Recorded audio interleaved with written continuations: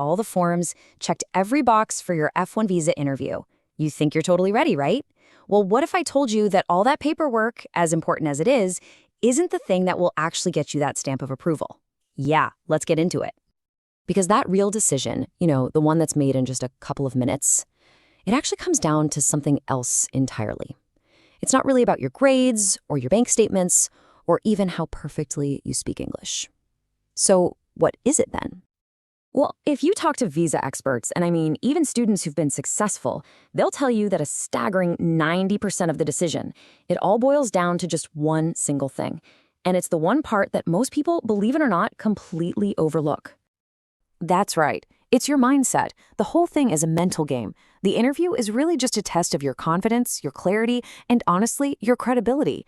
And in this explainer, we're going to break down the exact psychological toolkit you need to totally ace it. Okay, so here's our game plan. We're going to start with the real secret, the rule that pretty much governs every single interview.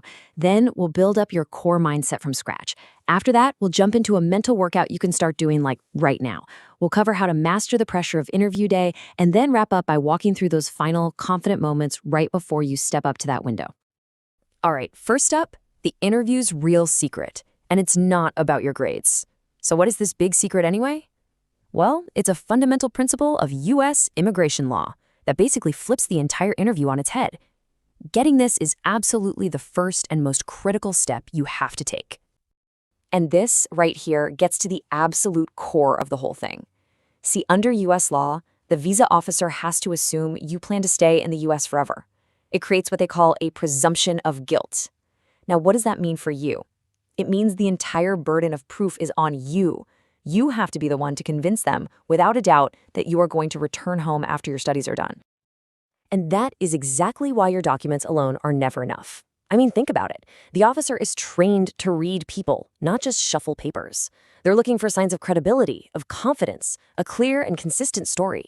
They aren't just approving your application, they are approving you as a person they can trust to follow the rules. Okay, so how do you actually project that trust and credibility?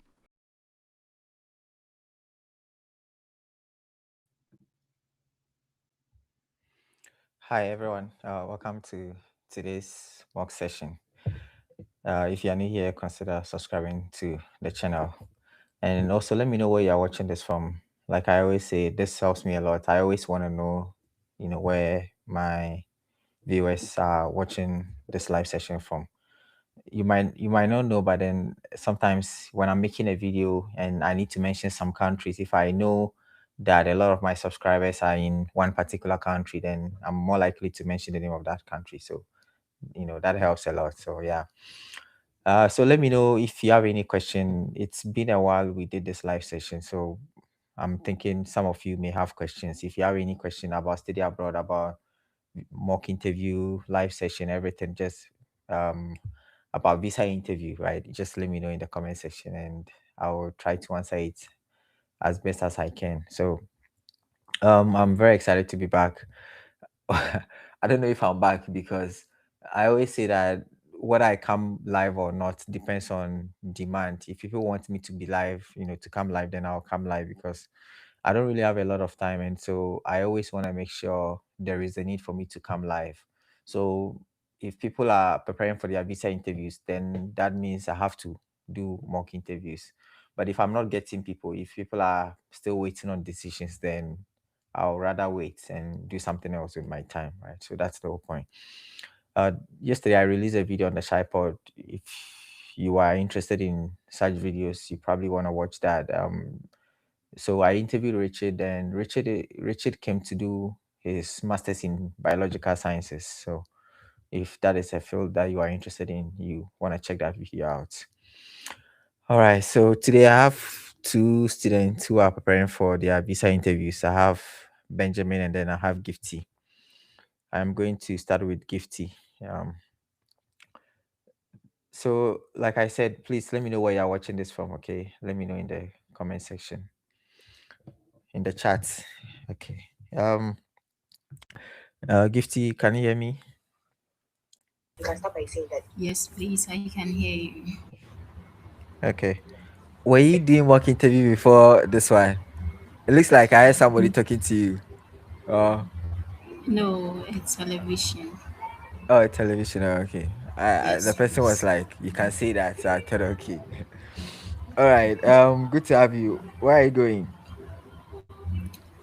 Please, I'm going to the USA to pursue my bachelor's degree in nursing at Kentucky State University.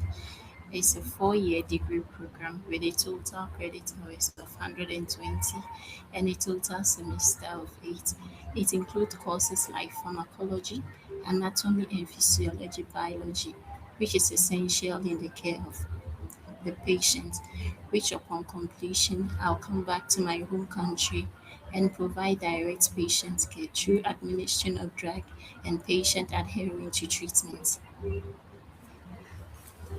Why do you want to study nursing? What is it about nursing that? Yeah, okay. Even though I'm a midwife and I'm proud of the experience gained, but however, I realize my passion extends beyond just maternal and neonatal care. Therefore, I want to be equipped to support patients of all ages and with a wider range of health conditions.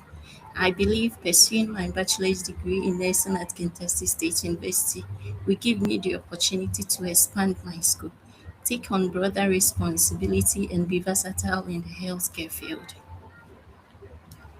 Hmm, I see. Who is sponsoring your studies? I received an academic scholarship of $3,000, and the deficit will be funded by my elder brother. He is in the person of Mr. Ebenezer Ayobua. He is a businessman who sells agrochemicals in wholesale. He earns $60 to $80,000 annually, and I've gained an on-campus employment which add up to $9,000, making my education affordable. I've made a deposit of 500 towards my fusion, which shows my commitment to the school.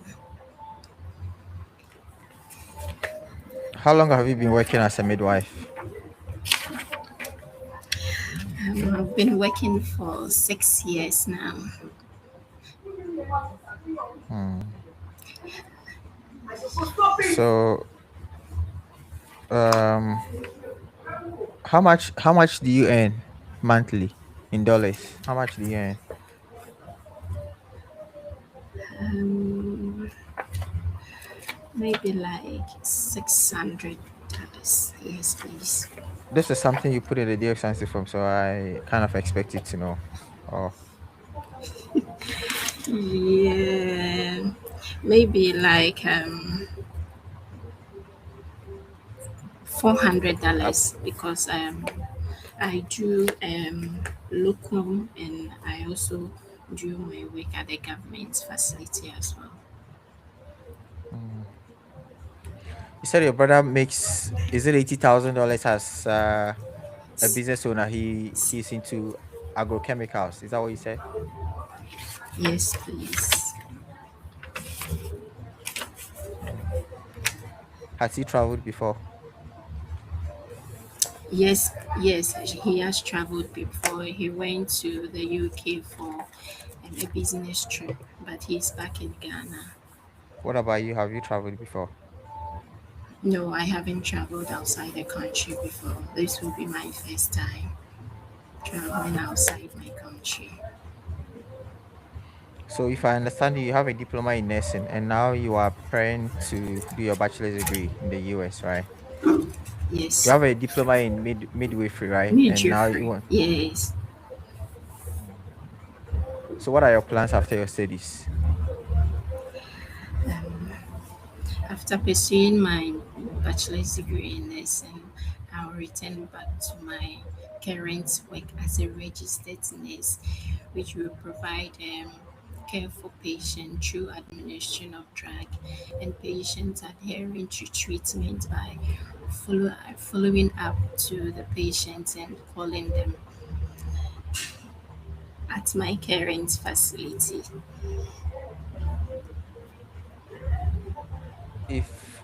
If what you want to do is to return to your current workplace and offer patient care, then why don't you pursue the program in Ghana, which is more affordable?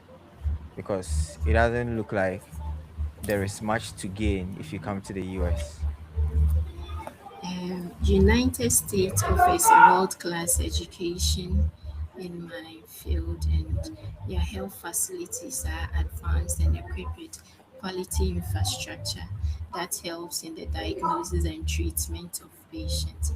I believe pursuing my degree there will give me the required practical skills and knowledge that I need to excel in my career. Mm. What are those practical skills? Um, mm, um, with the practical skills, administering drugs, being able to diagnose some disease conditions. But these are things which are already done in nursing schools in Ghana. So these are not really practical. When you mention practical skills, I was thinking of something really practical. But what you are saying, it's like you're not prepared for. The thing with the visa interview is that if you mention something, you have to be ready to defend it. Recently, I posted a video on of someone who was approved who was approved last week. He said he has built something, so the visa officer asked him to write a code. So if you are telling me practical, you want to gain practical skills, that is why you want to come to the US. And I'm asking you, what are those practical skills, and you can't tell me. It means you really don't have any practical skills. You just want to come to the US, not like you really have a clear plan in terms of what you want to do with it, whatever you're coming to learn. Probably you haven't even checked the schools, the curriculum, and to familiarize yourself with what the school offers. How did you hear about the school? A friend there recommended to me, and after that, I made an online search about the school myself, and I realized it is in line with my career goals. What did you find in your research? Um, Kentucky State offers um, it offers strong academic foundation with hands-on clinical experience, focus on clinical practice by attending clinicals How does in that align with your goal? What is it about the program which aligns with your goal of returning to Ghana to do something with with a degree? What is it about the program that when you saw, you were like, yes, this is the school? What is it? Because if you say align, and I don't see any alignment, I don't see anything specific, then that yeah. doesn't convince me. I feel like you can talk, you can. I mean, largely you've been able to express yourself very well, but then when follow-up questions come, you might struggle because it's like you are reading from something, like the way you are No, talking, the I'm way you not are reading talking. from anything. But I could hear you flip something, or it's not you. No, I'm writing down the questions that you are asking me about what So you practical don't. skills. You've not been flipping anything, any pages. Okay. Uh, let's say okay. So yeah. Even if you are not flipping through pages, it sounds like you had your answers that you wrote down, and so you are just saying what you already have. The things you've already been memorizing. So I mean, it's not bad. You are still able to express yourself, so it's fine. It's just that you want to be very clear about what exactly a degree in the US will do for you. What is it about? You're already a midway free, so why the transition to nursing? Like, what what have you seen? What kind of impact are you hoping to make? Right, it's not bad. You could be approved with this, but just try and work on the follow up questions. If you whatever you say, make sure you can explain yourself. Do some research on the school. Find out why the school stood out to you, and yeah, you have a chance. I don't know if I should say you have a good chance because I feel like your deficit is not much. How much is your deficit again? It's mm, You don't know your deficits. And also you've been working for 6 years. I was thinking maybe you have some personal funds to support yourself. Because if you've been working for 6 years and you want to come here, you want to show that you're doing some work and you genuinely want to pursue the program. And so if I don't see personal savings and you are relying solely on your brother's business, is it online? No, please. So a business which is not online is able to make $80,000 in Ghana. Is that possible? Because small business, hair businesses, they have, some of them have websites and all that. Some of them they have Instagram and like big Instagram I accounts. Right. Please, you said it's on. Is it online? Yeah. Does it have a website? Because if a business is generating 80,000, then yeah, it should be online, right? Okay. It should have a Okay. website. Right. Okay. Please. So yeah, I will leave it here. Let me go Thank to the you. next person. Yeah, I wish you Okay. the best. If you compose yourself and you try to work on these follow-up questions, yeah, I think there is a good chance, your visa will be approved. So good luck. Okay. Okay. Thank you very much. Yeah, no problem. So Benjamin, I'll come to you shortly. So let me go into the chat. So Coco is here. Hi, Coco. Hi, Abigail. Chinaza from Nigeria. Without seeing Nigeria, I knew Chinaza has to be a Nigerian name. And then Kingsford from Ghana. Hey, Tofik. Tofik is one of my administrators. Uh, Ifwa from Ghana. Hey, Sandra. Sandra is always disturbing. Sandra, how is Sandra? Um, Semi cute combination. This one is cute. I didn't know. All right, thanks. Okay. John, good to see you. And then, uh, how do I know this is what you use as your so this is Emmanuel, okay? So and this is the name he uses on social media. I don't know how to pronounce this, but Emmanuel is also one of my administrators. So good to see you. One of these days, you guys can even join me here. I don't know if you guys want. You can let me know. So fresh air.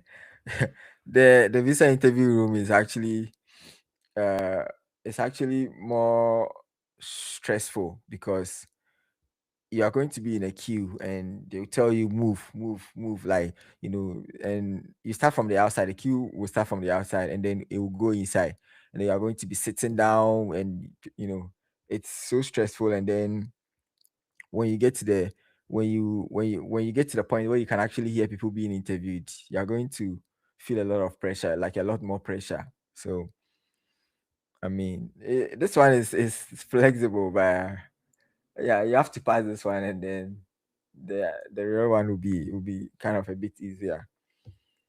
So so so PK says calmly monitoring my maestro. So the video that I posted this week, this yeah, on Thursday, right, about a student whose visa was approved last week. So that person is PK. So PK, good to see you. This guy is so intelligent. Like SAT, he had what 15, is it 1500, and a perfect score in the math section. I mean, this guy, this guy is very intelligent. So Dwayne says, will there be more live mock interviews? Yeah, so it depends.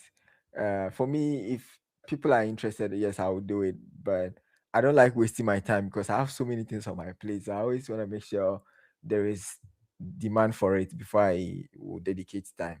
Okay. Charlotte says, I've been wanting to tell you how much of a good work you have been doing. I literally slept on your page throughout my whole process, and I'm currently in the US.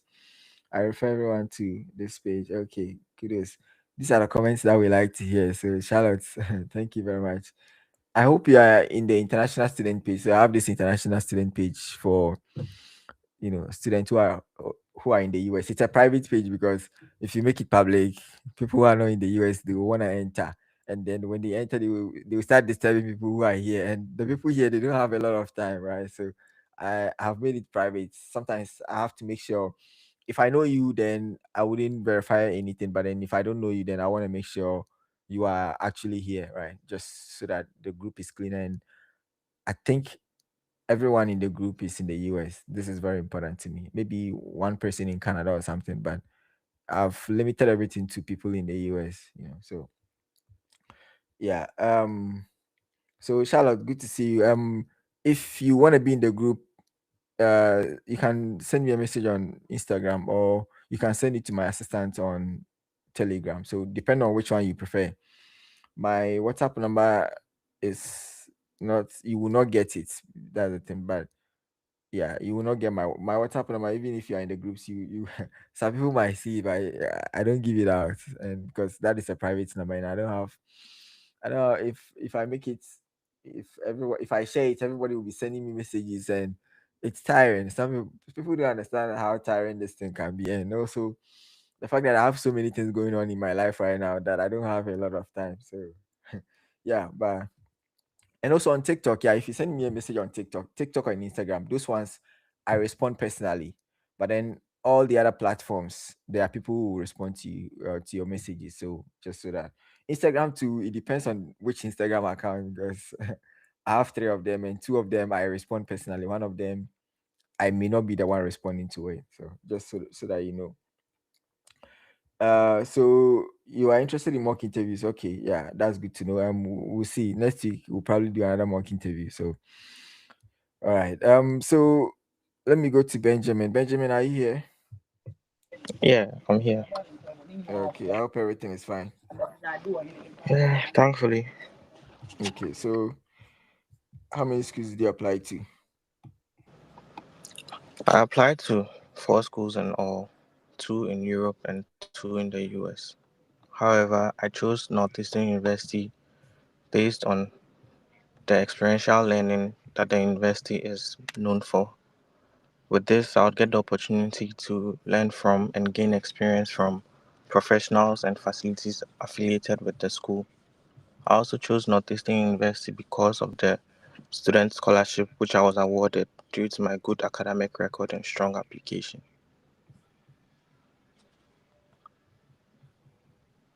Hmm, I see. You've said a lot of things in this, uh, which you've said a lot of things with this answer, and that has opened you up to a lot of follow-up questions for me. So, um, first of all, if you are asked how many schools did you apply to, just stick to the schools you apply to in the US. There is no need to talk about to talk about Europe. It's like, if it's like, are you really interested in the US or not, right? So when you're asked how many schools do you apply to, the visa officer is referring to how many schools in the US you apply to. Don't open yourself up to a lot more questions. Okay, so you can just say I applied to 2 schools, and they are XYZ, okay, and ABC, Okay, and you choose Northwestern. You said Northeastern. Northeastern. You chose Yeah, Northeastern because of yeah, experiential learning and also professional affiliations. When you say, when you say professional affiliations, you haven't said anything. What are those professional affiliations? You want to mention those affiliations that you were referring to. So you can say professional affiliations with institutions or companies such as this, which will enable me or which will help me, because not just the affiliation. Why are the affiliations important to you, right? yeah. And so you wanna make everything as specific as possible. Okay, you Okay. said that you chose the school because of the scholarship. How much is your scholarship? It's worth $24,000. And your deficit is how much? My deficit is 48,000. My father would be given an additional $20,000, and the 28,000 deficit is covered by a student's loan which I have secured. you you are not helping yourself. Why will you mention that you chose a school because of scholarship, and that scholarship is not even like a full scholarship? Even with full scholarship, I don't recommend saying you chose a school because of the scholarship. Even with full scholarship, in your case, you have a deficit, which is $48,000. This is a lot of money. The visa officer has interviewed a lot of people, and the visa officer is aware of the fact that there are so many schools in the US where the cost of attendance without any scholarship is less than 40,000. A lot of schools less than 40,000. So it's like, why didn't you, if it's about scholarship, why didn't you apply to some of those cheap schools? And so this is why you want to focus exclusively on what the school can offer you, and you want to even highlight, you know, you want to connect what the school will offer you to what you want to do with the degree at the end of the program.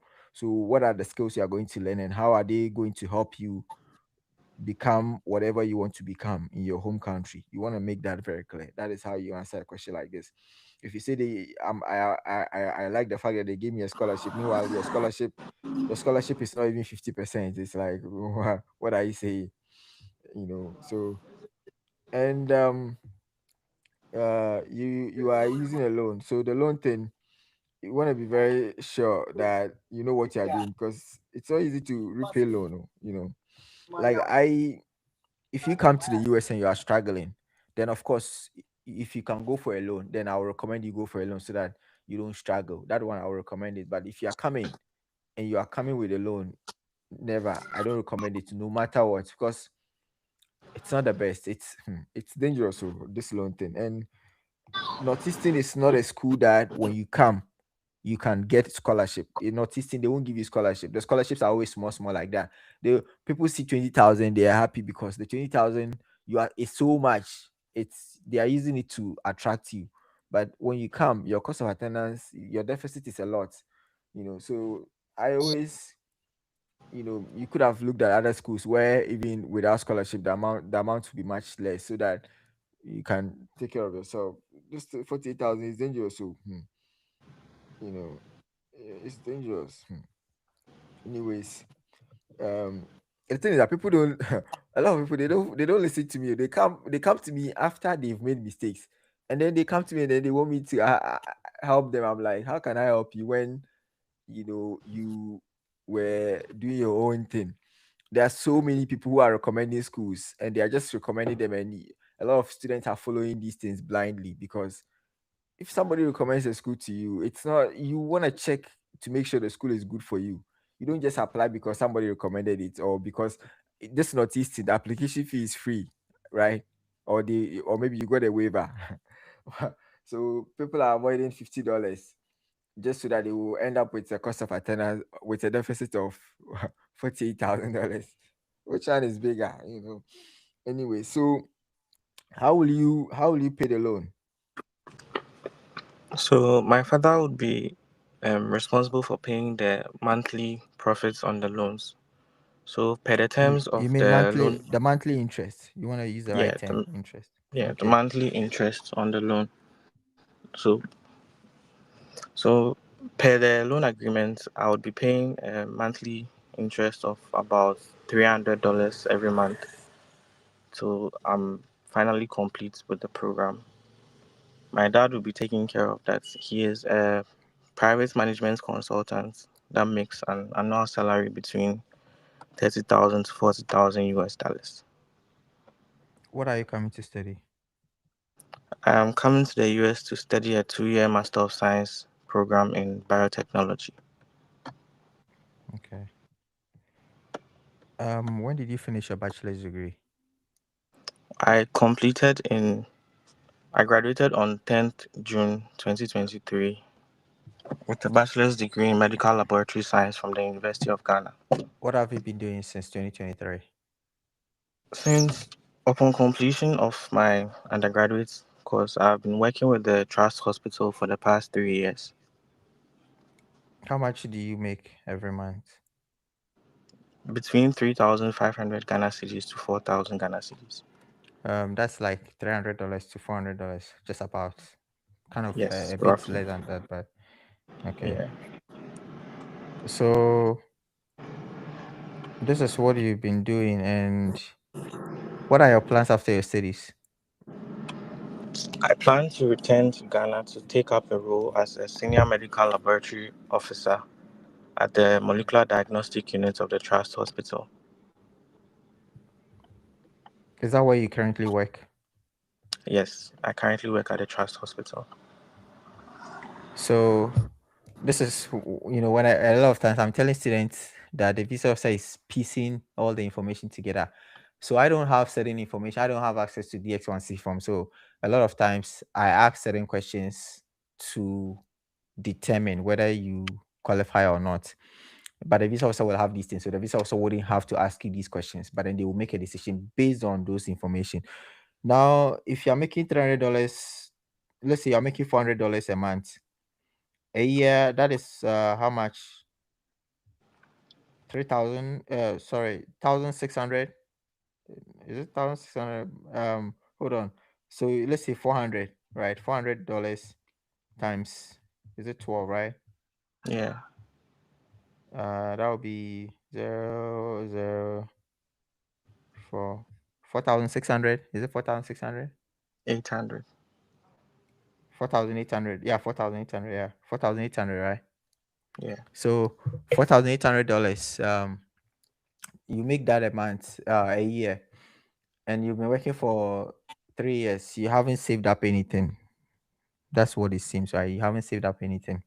Now, if you haven't saved up anything, let's say you return, and then instead of $4,600 a year, you are now going to make, let's say, $10,000 a year, right? Let's assume $10,000 a year. Yeah, that's what you are going to make from your current role to a senior role, right? Let's say you're making $10,000 a year. yeah. Now your deficit is $48,000 for two Mhm. years. For 2 years, you have, the program is a 2-year program, right? Yeah, So $96,000, right? okay. 96. So that's like, let's say $100,000. So you are returning to Ghana owing 100,000, because while you are pursuing the program, your dad will be covering the interest. So yours is, so it means that you have a principal of about $100,000. You are making 10,000 a year.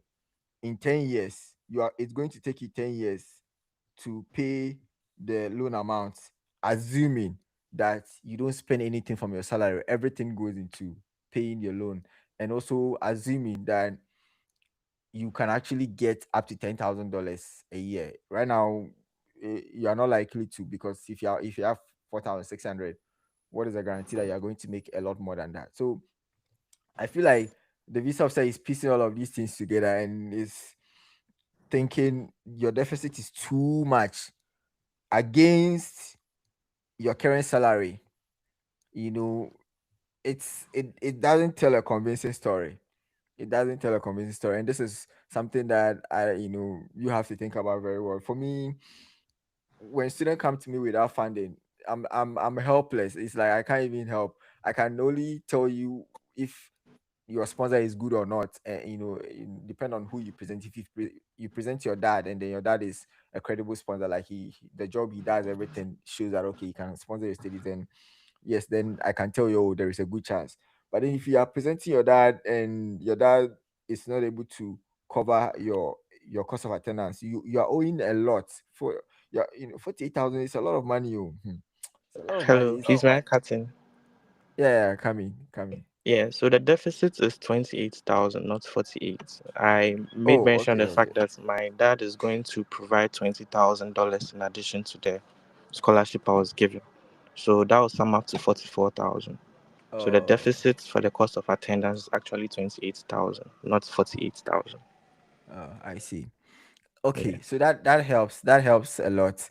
But you know in an ideal world, to present a better case, in my opinion, would be Mm-hmm. having your dad with the 20,000, and then I'm not saying this will get your visa approved, but I'm just saying that in my opinion, a better option would be your dad providing the 20,000, then you yourself having savings of that 8,000 to cover the rest, and then you have a scholarship of what 24,000. So it's like you're not relying on any loan. You're presenting some kind of credible financial information to the visa officer. I think that will give you a better, so because it will tell the visa officer that from the work you have been doing, you've been saving up towards your education in the US because this is important to you, right? And Yeah. also, yeah, and also your dad covering something. It means that you are committed to it. Your dad is also committed to the process. So that, in my opinion, is much better than the loan. Because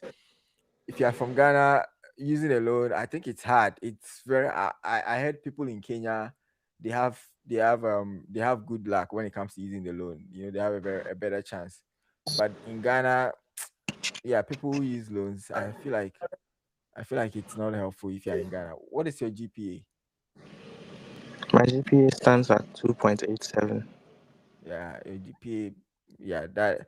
Yeah, a lot of what I've noticed is that a lot of people who go to Northeastern, a lot of times it's because of the GPA. The GPA becomes a hindrance. It makes it hard for them to, you know.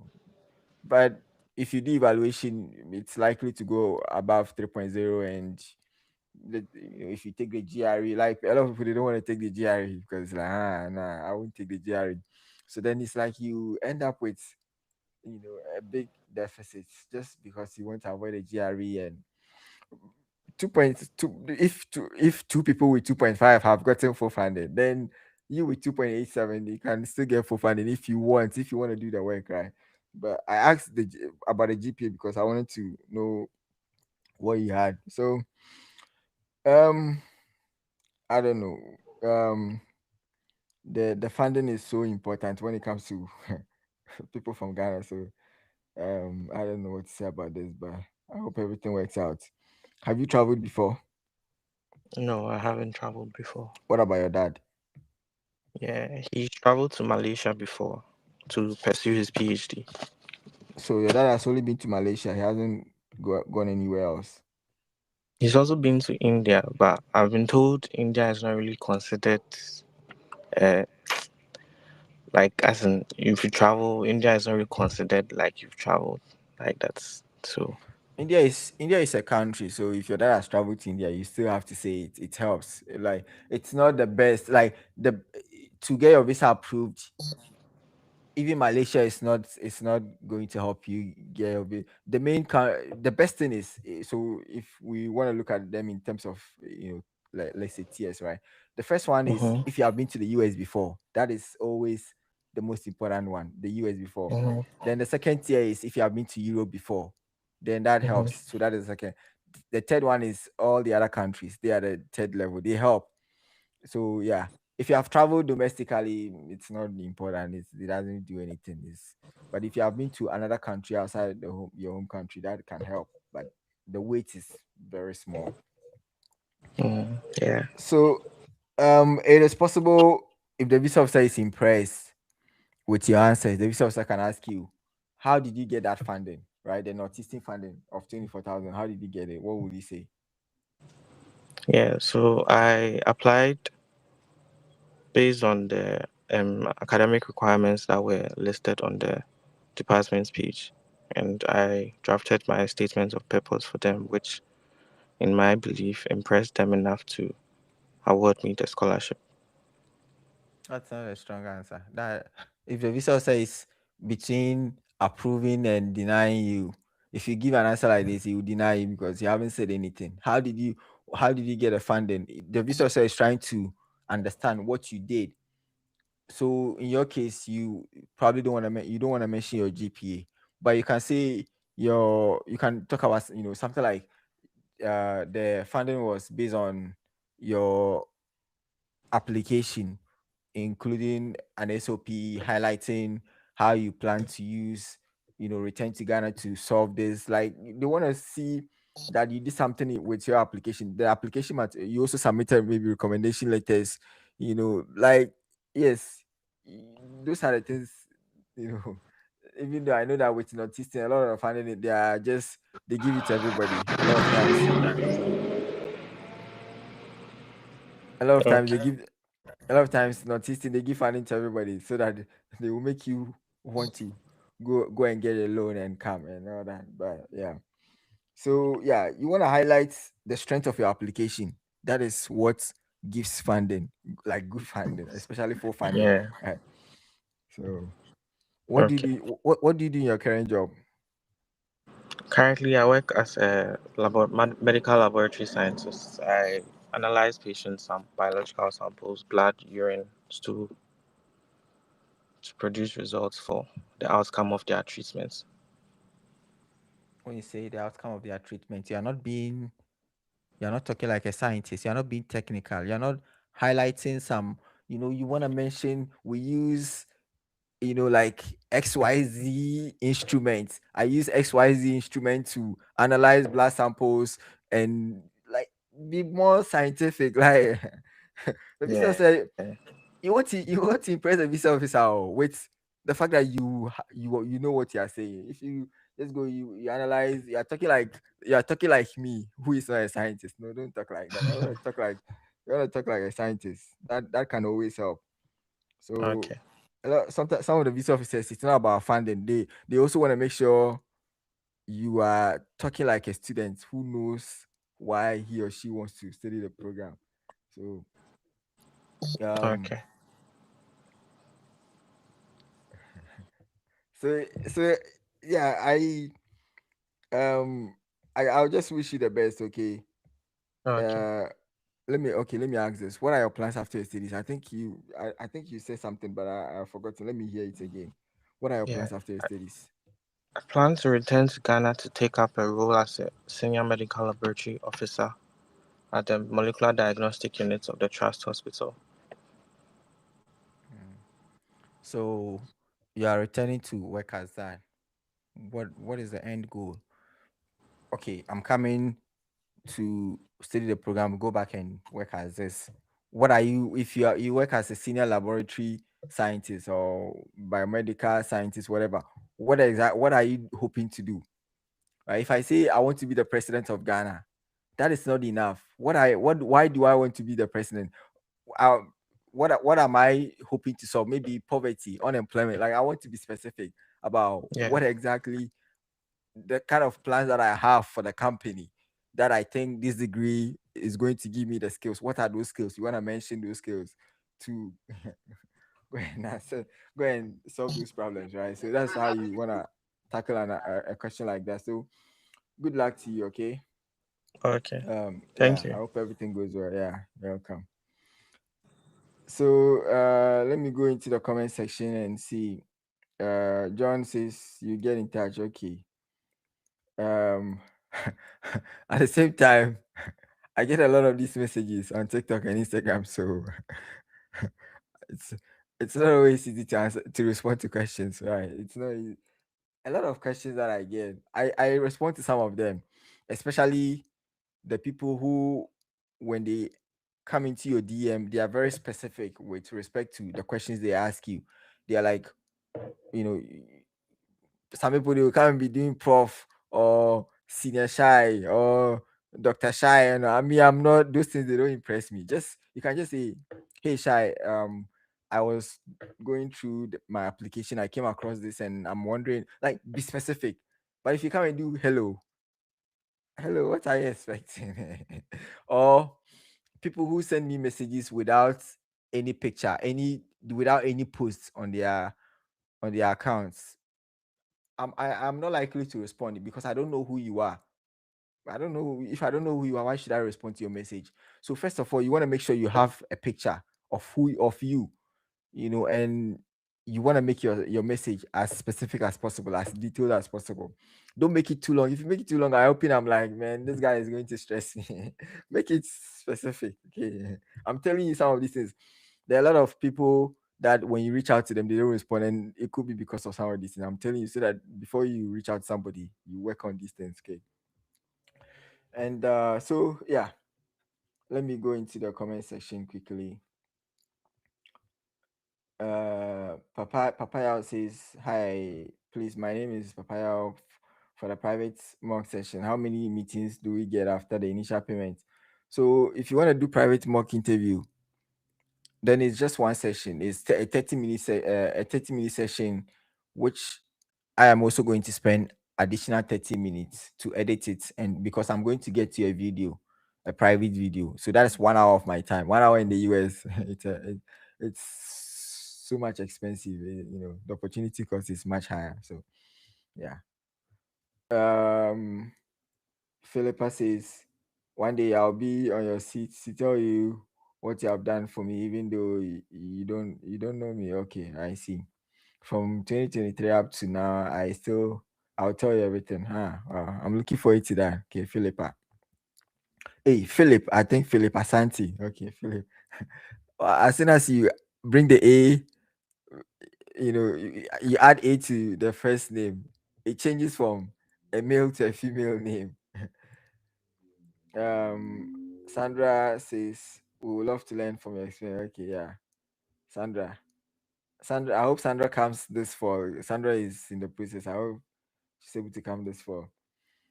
And all of you as well, right? All of you, yeah, being here means that this is important to you. So I hope everything works out for you guys.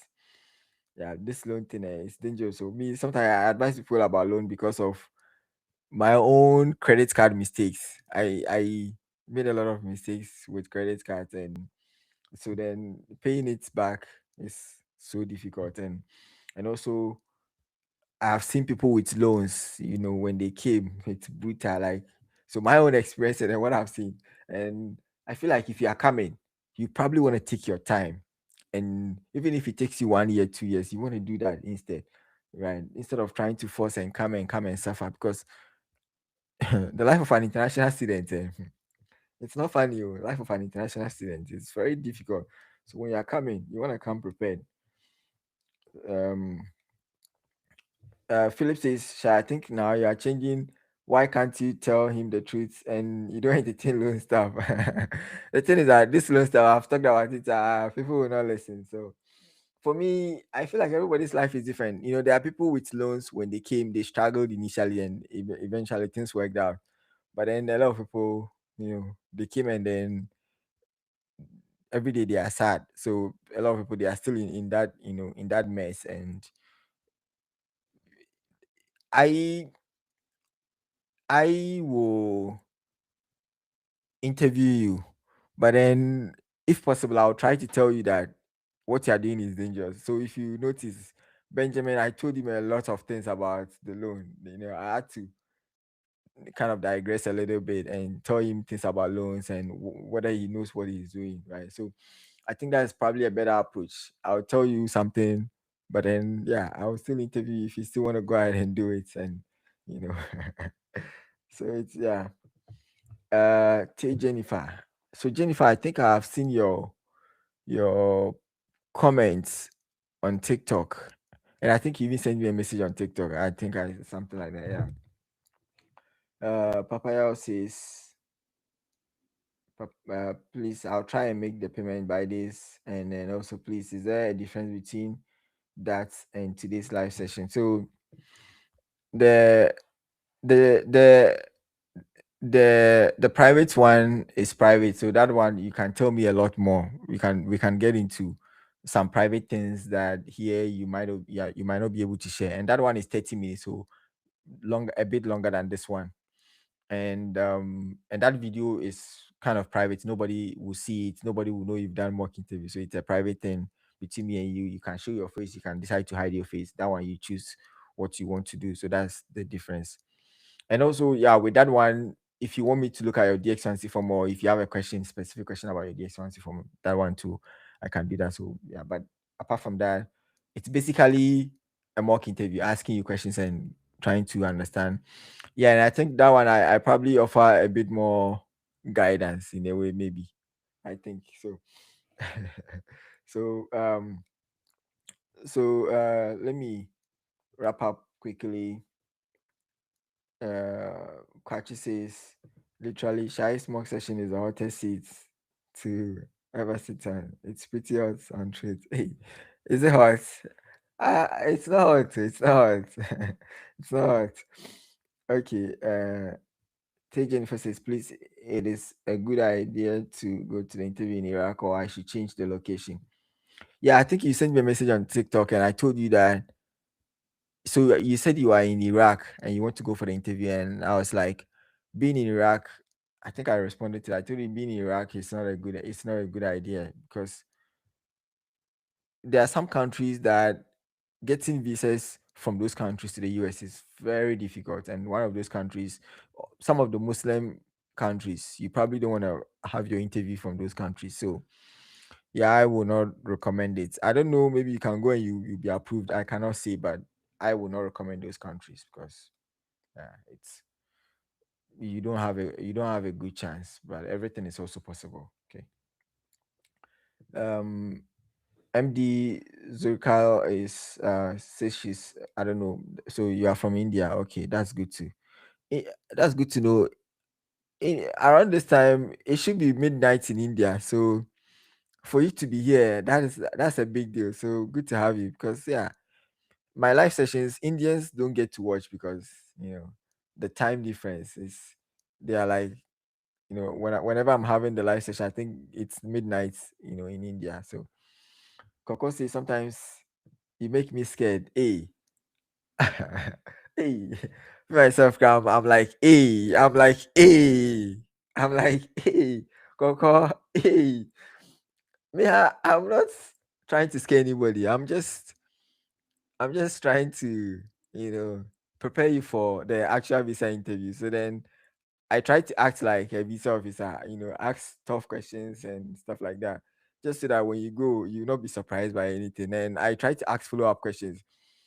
So you yourself, when you say something, then I'll ask you the follow-up question based on what you have said, right? So yeah. Uh if was if was says, can you make a video on the DX1 form? So I have two videos on the DX1 form, like is it two or three videos on the DX1 form? So and they cover everything. So yeah, I don't think I need to make another video, because those videos, they are as recent as possible. Okay. Mental says, can you share your Telegram link on your WhatsApp channel? I'm really finding it difficult to have access to the Telegram channel. Okay. So yeah, I had to take off the Telegram channel from my LinkedIn tree, because my link tree, because there were a lot of scammers trying to join, and that was not cool. So I had to take that out of the link tree. So now, once in a while, I'll put a Telegram link in my WhatsApp channel, so that those who are interested, you can join. For you to be interviewed, okay, I think I'm seeing Zurkal says, MD Zurkal says it's 12 o'clock night in India. Yeah, I know India. Yeah, it's really late. Okay, so um yeah, if you want to be interviewed, you just have to be in a Telegram group. And if you're already in a Telegram group, then as soon as you see the announcement, you can send your details. But then if you're not in the Telegram group, you have to be following me in my WhatsApp channel. That way, when I post it, you can join the Telegram group. Okay. Excuse me. So Jay says, when is their interview date? Mine is next month, Shy. When is whose interview date? I'm not too sure. Mental says group 4. Mental. Group 4. This group 4 thing some time ago. You are still talking about group 4. Hey, you. Best DY. All right. So I really appreciate your time, and yeah, I wish you guys the best. I hope everything works out for you guys, and hopefully I get to interview some of you. When I interview Richard, some of you, if you've watched that video, you know, Richard is somebody we exchanged some messages, a lot of messages actually on TikTok, and now he's here, right? So hopefully some of you will be able to remind me of some of the things you said and I said, in the during your process, right? So yeah, so take care of yourselves, and bye bye. I'll see you next week, hopefully.